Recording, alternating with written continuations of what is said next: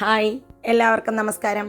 പൊറോട്ട നമ്മൾ മലയാളികളുടെ ഒരു ദേശീയ വികാരം പോലെയാണല്ലേ. പൊറോട്ടയും ബീഫും പൊറോട്ടയും കുറുമയും, പൊറോട്ട വെറും സുലൈമാനിൻ്റെ കൂടിയും അടിപൊളി കോമ്പിനേഷൻ. ഇന്ന് പൊറോട്ട കഥയല്ല കേട്ടോ. ഇതിനു മുമ്പ് ഞാനൊരു ഷോർട്ട് വീഡിയോ ഇട്ടപ്പോൾ എല്ലാവരും അതിൻ്റെ റെസിപ്പി ചോദിച്ചിരുന്നു.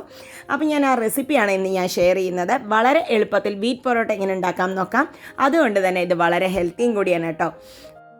വീശി അടിക്കാതെ എങ്ങനെ ലെയറായിട്ട് പൊറോട്ട ഉണ്ടാക്കാം നോക്കാം. അതിനായിട്ട് ഇവിടെ ഒരു ചപ്പാത്തി മാവാണ് എടുത്തിരിക്കുന്നത്. കുറച്ച് ലൂസായിട്ട് കുഴച്ചത്, ഒരുപാട് ടൈറ്റായി കുഴച്ച മാവല്ല കേട്ടോ, കുറച്ച് സോഫ്റ്റായിട്ട് കുഴച്ച മാവ് തന്നെയാണ് ഇത്. അതിനെ നമ്മൾ ചപ്പാത്തിക്ക് ഉരുട്ടുന്ന മാതിരി ഉരുട്ടുക. കുറച്ച് വലിയതായിരിക്കണം എന്ന് മാത്രം, കാരണം നമുക്ക് നല്ലവണ്ണം പരത്തിയെടുക്കാൻ കിട്ടണം. അതുകൊണ്ട് വളരെ ചെറുതായിട്ട് ചെയ്യരുത്. അതിനെ കുറച്ച് പൊടിയിട്ടിട്ട് തന്നെ ഞാൻ റോൾ ചെയ്തെടുക്കുന്നുണ്ട്. ഒരുപാട് ലൂസായിട്ട് വെള്ളം പോലെ ആവരുത് കേട്ടോ, അപ്പോൾ നമുക്ക് ഒട്ടും പരത്താൻ കിട്ടില്ല. ഇപ്പോൾ ഇതായത് നന്നായിട്ട് തിന്നായിട്ട് പരത്തിയിട്ടുണ്ട്. ഇനി ഇതിൻ്റെ മുകളിലേക്ക് നമുക്ക് കുറച്ച് എണ്ണയാണ് തേച്ച് കൊടുക്കുന്നത്. ഒരുപാട് എണ്ണയൊന്നും ഞാൻ തേക്കുന്നില്ല, ജസ്റ്റ് ഒന്ന് തേച്ച് കൊടുത്തിട്ടുണ്ട്. ഇനി ഇതിനെ ഇതുപോലെ ഒന്ന് നമുക്ക് മടക്കിയെടുക്കാം.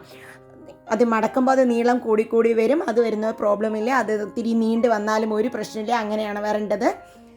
അതുകൊണ്ടാണ് മാവ് കുറച്ച് ലൂസായിട്ട് ചെയ്യാൻ പറയുന്നത്. ഇനി ഇതുമാതിരി നമുക്ക് പൊറോട്ട ഒന്ന് ഉരുട്ടിയെടുക്കാം.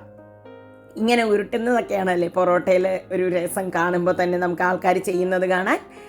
ഇനി ഇതിനിങ്ങനെ ഒന്ന് അമർത്തി കൊടുക്കാം. ഒന്നുമില്ലെങ്കിൽ കൈകൊണ്ട് തന്നെ നിങ്ങൾക്ക് അമർത്താം. ഞാനിതിനെ ജസ്റ്റ് ഒന്ന് പരത്തിയെടുക്കുന്നുണ്ട്. കണ്ടോ, ലെയർ ഇപ്പം തന്നെ നമുക്ക് കാണാം. ഇനി ഇതിനെ ഒന്ന് ജസ്റ്റ് പരത്തിയെടുക്കാം. ഒരുപാട് പരത്തരുത്. കോയിൻ പൊറോട്ട എന്നൊക്കെയാണ് ഇവിടെ വിളിക്കുന്നത് കേട്ടോ.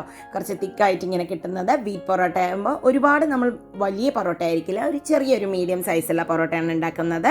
അപ്പോൾ ഇതാ റെഡി ആയിട്ടുണ്ട്. ഇനി നമുക്കത് ഉണ്ടാക്കിയെടുക്കാം. അതിനായിട്ട് ഞാനിവിടെ ഒരു ദോശക്കല്ലാട്ടോ വെച്ചിരിക്കുന്നത്. ഇരുമ്പിൻ്റെ കല്ലിൽ ഉപയോഗിക്കുമ്പോഴാണ് എനിക്ക് നന്നായിട്ട് തോന്നിയത്. ഞാനിപ്പോൾ ഒരു 4 എണ്ണം ഒന്നിച്ചുണ്ടാക്കാമെന്ന് വിചാരിച്ചു. അപ്പോൾ വളരെ പെട്ടെന്ന് ഉണ്ടാക്കി കഴിയുകയും കൂടി ചെയ്യുമല്ലോ.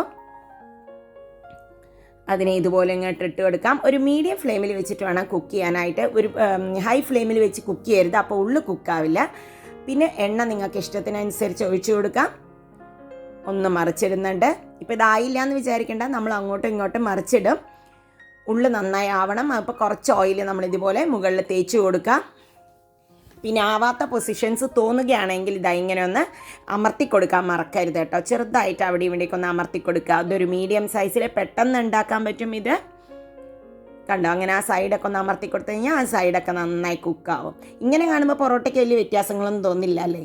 ഇപ്പോൾ ഇതാ 2 സൈഡും സൂപ്പറായി വെന്ത് വന്നിട്ടുണ്ട്. നമുക്കിത് വാങ്ങിയെടുക്കാം. എന്നിട്ട് ഇനി പൊറോട്ടയുടെ അടിയാണ് പൊറോട്ടയ്ക്ക് അതിൻ്റേതായിട്ടുള്ള ടെക്സ്ചർ കൊടുക്കുന്നത്. ഇനി നമുക്കിതിനെ അതിലേക്ക് വയ്ക്കാം. എപ്പോഴും ഒരു 4 എണ്ണമൊക്കെ വെച്ചിട്ട് അടിക്കുമ്പോഴാണ് കേട്ടോ നന്നാവുക. എന്നിട്ട് ഇതുപോലെ 4 സൈഡിലും തട്ടിക്കൊടുക്കാം. ആ തട്ടിക്കൊടുക്കുന്നതിലാണ് ലേയേഴ്സ് വരിക. ഞാൻ ഇത്തിരി തട്ടിക്കൊടുത്ത് ഇത്തിരി കൂടിയോ എന്ന് എനിക്കറിയാം തോന്നുന്നുണ്ട് കേട്ടോ. അത്രയും സോഫ്റ്റായി വന്നിട്ടുണ്ട്. സൈഡൊക്കെ ഇത് വന്നിട്ടുണ്ട്. കണ്ടോ, ആ പൊറോട്ട പീസൊക്കെ ഇവിടെ ഉള്ളവർ ഇപ്പോൾ കഴിച്ച് തീർക്കട്ടോ. ഇതാ അത്രയും ലെയറായി വന്നിട്ടുണ്ട്. ഒരെണ്ണം എടുത്ത് നമുക്ക് നോക്കാം. അപ്പോൾ നിങ്ങൾക്ക് വേണമെങ്കിൽ ഈ ലോക്ക്ഡൗൺ സിറ്റുവേഷനിൽ പൊറോട്ട കഴിക്കണമെന്നുണ്ടെങ്കിൽ ഇങ്ങനെ ഉണ്ടാക്കി നോക്കാം കേട്ടോ. പിന്നെ ചപ്പാത്തിക്ക് കഴിച്ചു മടുത്തുവെങ്കിലും ഇതിടയ്ക്കൊന്ന് ട്രൈ ചെയ്യാം.